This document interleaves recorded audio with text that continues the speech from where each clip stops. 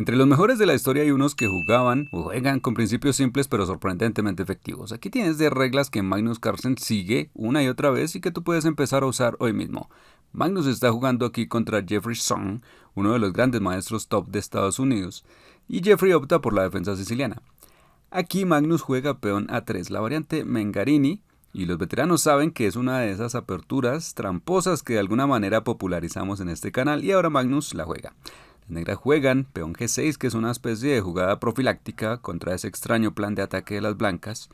En este caso B4, que era la idea original, ya no es tan atractivo porque después de alfil G7 se ataca la torre y resulta bastante incómodo para las blancas. Por eso, en su lugar, Carlsen juega H4, lo que el propio Carlsen calificó como no intenten esto en casa. This is definitely a case of don't try this at home. Y sabemos que normalmente en la apertura necesitas desarrollar tus piezas, pero aquí H4 busca aprovechar este gancho en G6 intentando activar la torre desde H1 y poner presión sobre las negras. Por lo tanto, aunque no es muy sólido, sí es una idea muy interesante de las blancas. Las negras juegan peón D5 y aquí yo creo que es probablemente el primer momento donde podemos ver claramente la diferencia entre Magnus Carlsen y el resto. En esta posición la mayoría de jugadores probablemente solo capturaría este peón en D5. Tal vez alguien más avanzaría el peón o de alguna manera lo defendería, pero Magnus en cambio juega peón H5, lo que nos lleva a la primera regla, que es clásica en Igor Nation y aún así suele ignorarse. Tomar es un error. Esto implica que debes evitar capturas automáticas y siempre pensar si realmente te da alguna ventaja o si hay algo mejor. Así es que aquí H5 es en realidad un sacrificio de peón que en la partida las negras rechazaron. ¿Por qué? Porque si capturan este peón, las blancas tomarían aquí. Y ahora las negras no pueden recapturar normalmente porque eso perdería la torre. Por lo tanto, se obligaría a las negras a romper su cadena de peones.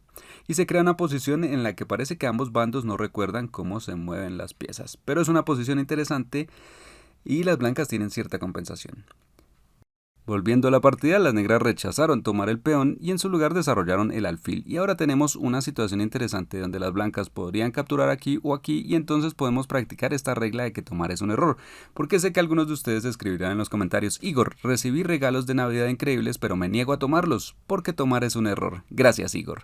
Así tenemos que saber diferenciar, ¿cierto? Cuándo está bien capturar. Por ejemplo aquí, ¿cuál crees que es correcta?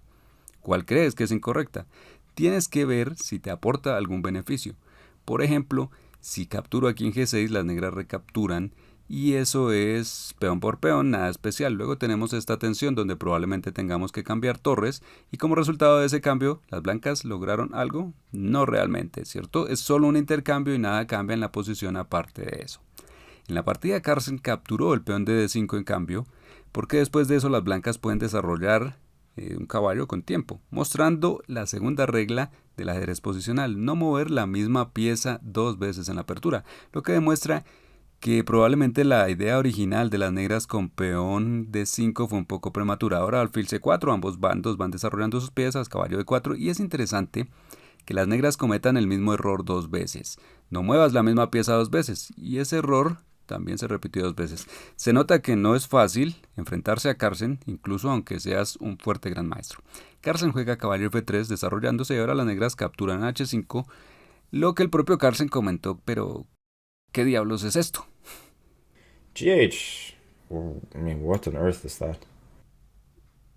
O sea, normalmente deberías mantener tus peones conectados, pero aquí rompes tu cadena de peones, todos se vuelven más vulnerables y bueno, ahora las blancas capturan en D4, lo cual es otra regla muy útil y buena. Neutraliza las piezas del oponente en tu lado del tablero. Ahora mismo este caballo en D4 puede parecer que no es peligroso, pero aún así controla un montón de casillas en tu territorio, lo cual es molesto. E imagínate que en el siguiente turno, digamos, las negras añaden un alfil por aquí, con esa presión ya se volvería bastante peligroso, y es fácil cometer un error después de eso. Por lo tanto, es más prudente eliminar esas piezas de tu territorio y así estarás totalmente a salvo y seguro. Las negras recapturaron, amenazando al caballo, pero en lugar de retirarlo, Carlsen jugó dama por H5. Es gracioso como Carlsen casi quiere darle el mate pastor a su oponente. De 3000 de elo. Las negras tienen que bloquearlo y para eso juegan peón E6. Ahora el caballo en C3 realmente está colgando y ¿a dónde lo mueves? ¿Qué piensas? ¿A dónde moverías este caballo? Aquí la regla es bastante clara, necesitas centralizar tus piezas. Siempre que puedas mover tus piezas justo al centro del tablero, a estas 4 casillas o a este centro extendido, estas casillas son normalmente excelentes. Carlsen puede centralizar el caballo y lo hace. Las negras mueven el caballo a F6 atacando a la dama y ofreciendo un cambio de caballos. Ahora, una vez más, ¿deberías capturar aquí? Eso es lo que la mayoría de los jugadores probablemente haría, casi sin pensarlo. Y ahora ya sabes que tomar es un error. Si no hay un beneficio específico que obtengas del cambio, entonces deberías evitarlo. Aquí solo ayudaría a las negras a desarrollar su dama y no queremos eso. Bien. Y si no quieres cambiar caballos, entonces ¿a dónde mueve la dama? Porque obviamente no quieres perderla. De nuevo, sospecho que la mayoría de jugadores la retiraría a algún lugar seguro, lo cual está bien, pero al mismo tiempo resulta ser muy pasivo. Y si quieres atacar, pues necesitas interiorizar este siguiente lema de las jugadas forzantes adelante. Mantén tus piezas al frente porque así es como le pones presión a tu oponente. Carlsen jugó dama G5 atacando al alfil y por cierto, hablando de jugadas forzantes, estas son jaques, capturas y jugadas de ataque. Así que cuando concentras tu atención en el lado del tablero de tu oponente y te preguntas cómo llegar ahí y crear un jaque, una amenaza o capturar algo, así es como encuentras jugadas de ataque fuertes. Las negras mueven el rey fuera de este jaque y ahora Magnus hace una jugada que es fantástica. Parece que la torre queda colgando, pero las negras no pueden capturarla, pues está clavada. Jugaron dama 7 intentando neutralizar la clavada y ahora caballo por H7, es una amenaza real. Y en la partida Carlsen hizo otra jugada de la que hablaremos en un minuto, pero aquí se perdió una oportunidad interesante de primero cambiar aquí. Las negras recapturan, la dama queda colgando, luego dama H6 jaque, hasta aquí todo muy lógico, pero ahora las blancas tenían la oportunidad de una sorpresa monumental con dama por G7, sacrificando la dama, lo que conduce a este mate forzado con alfil. Era una partida blitz y Carlsen se perdió esta táctica, pero en su lugar hizo otra jugada interesante, torre por G7. De nuevo jugadas forzantes adelante, esto elimina al defensor del caballo y gracias a esta pequeña combinación las blancas se ganan 2 piezas menores por la torre. Después de intercambiar, las negras capturan en G2 y bueno, esta es una situación interesante también, porque déjame mostrarte lo que creo que pasaría en las partidas de muchos jugadores y luego veremos cuál es la diferencia cuando Carlsen juega. Bien, en una posición así muchos jugadores jugarían algo como alfil H6 jaque porque es genial, desarrollar un alfil y dar un jaque también. El rey vendría aquí y ahora vemos que el caballo está colgando, lo retiraríamos a algún lado, las negras jugarían torre G1 y ahora estamos perdiendo la torre y la partida. Así es como jugamos nosotros. Ahora vamos a comparar eso con Magnus. Recuerda la regla de la que hablamos antes, elimina las piezas del oponente de tu territorio, es algo prudente, no esperes a que se vuelvan peligrosas o que cometas un error. Deshazte esas piezas de inmediato y eso es exactamente lo que Carlsen jugó aquí, rey F1. La negra juega en torre G6 atacando este caballo y ahora Magnus hizo algo muy interesante. Muchos jugadores, incluso yo, simplemente retirarían el caballo. Pero Magnus usa su propia táctica especial llamada magnustismo. Está buscando atraer a las negras a capturar este alfil, lo cual fallaría debido a este interesante tenedor. Genial. En la partida, sin embargo, las negras claro que vieron que no era bueno capturar el alfil y entonces jugaron rey E7. Ahora estas dos piezas menores están como colgando y también es interesante que parece muy natural para las blancas intentar simplemente retirar estas piezas, algo así. Pero ves que en esta partida Carlsen realmente se niega a retroceder, a retirar las piezas, quiere maximizar su actividad, mantener sus piezas al frente, porque ahí es donde son más poderosas. Siendo así entonces, en lugar de retirar el caballo, jugó peón F4 que defiende el alfil, pero por supuesto el problema es que permite a las negras capturar este caballo y normalmente un intercambio de la torre por dos piezas menores favorecería a las negras. Pero Carlsen tenía otra cosa en mente. No piensa capturar de inmediato, quiere beneficiarse de esta clavada y jugó rey E2, buscando redirigir la torre y aprovechar la clavada para ganarse esta torre gratis. Las negras jugaron peón A6 intentando, como ves, deshacerse de este alfil y luego después de alfil A4 las negras juegan peón B5. Otra vez es muy natural simplemente retirar el alfil a B3, cosa que Carlsen no jugó. Y es que aquí va la siguiente regla, calcula variantes 1 o 2 movimientos por delante.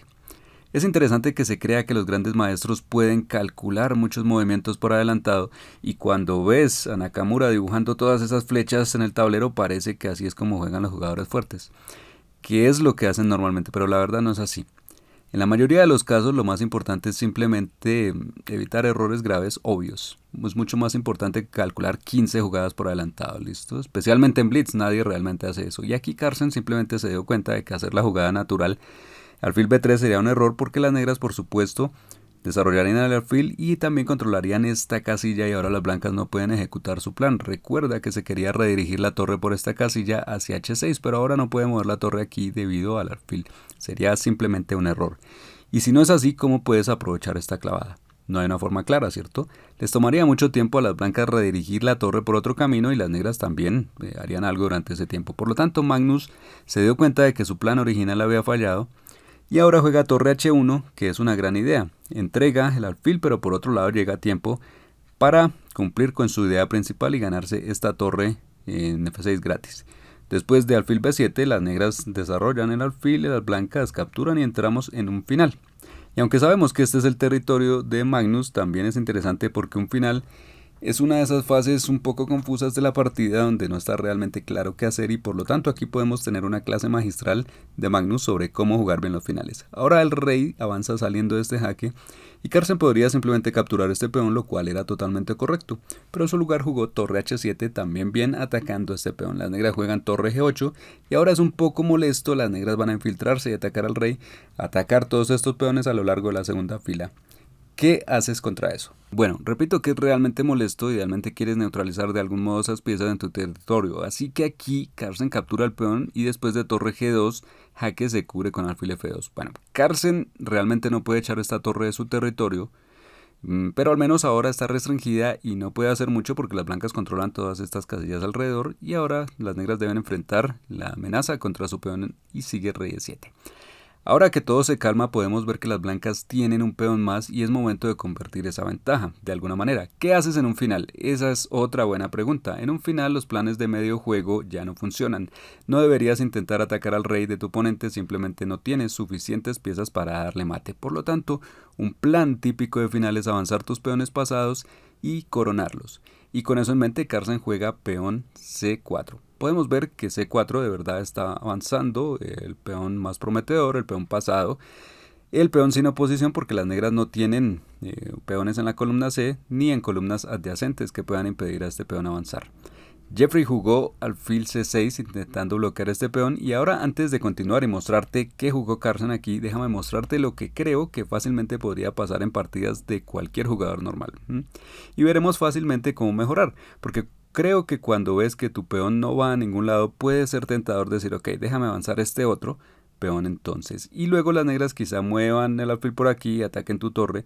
Tú piensas, oh, mi torre está colgando, la moveré a algún lado.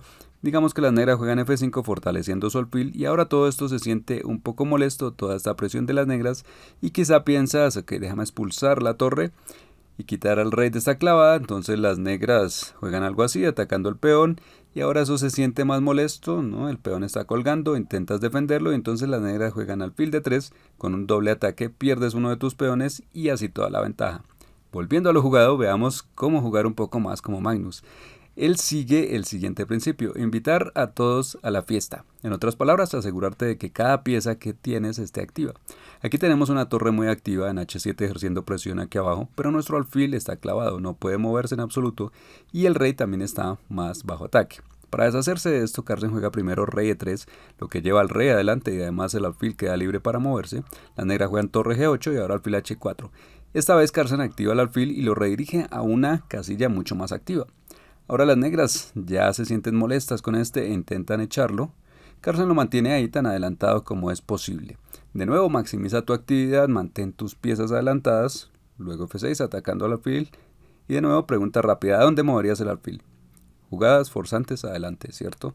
Mantén tus piezas adelante, Carson juega alfil D6, el alfil está extremadamente activo y potencialmente estás amenazando algo como torre E7 jaque. Sin embargo, las negras intentaron contraatacar y tenemos otra idea interesante. En el medio juego, definitivamente en la apertura, tú ciertamente retrocederías el rey a D2, pero en los finales las reglas son diferentes y una regla del final es activa tu rey. este se convierte en una pieza activa tuya y necesitas centralizarlo. Debes moverlo hacia adelante igual que haces con cualquier otra pieza que tengas.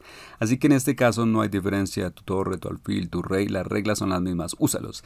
Y Carlsen juega rey de 4, las negras intentan desesperadamente resistir, pero ahora torre de 7 llega con doble ataque, ahora las blancas capturan un peón y con rey de 7 las negras atacan la torre. Carlsen defiende la suya y también ataca la torre de las negras y después de torre G4 otra vez, pregunta rápida, ¿dónde moverías el rey?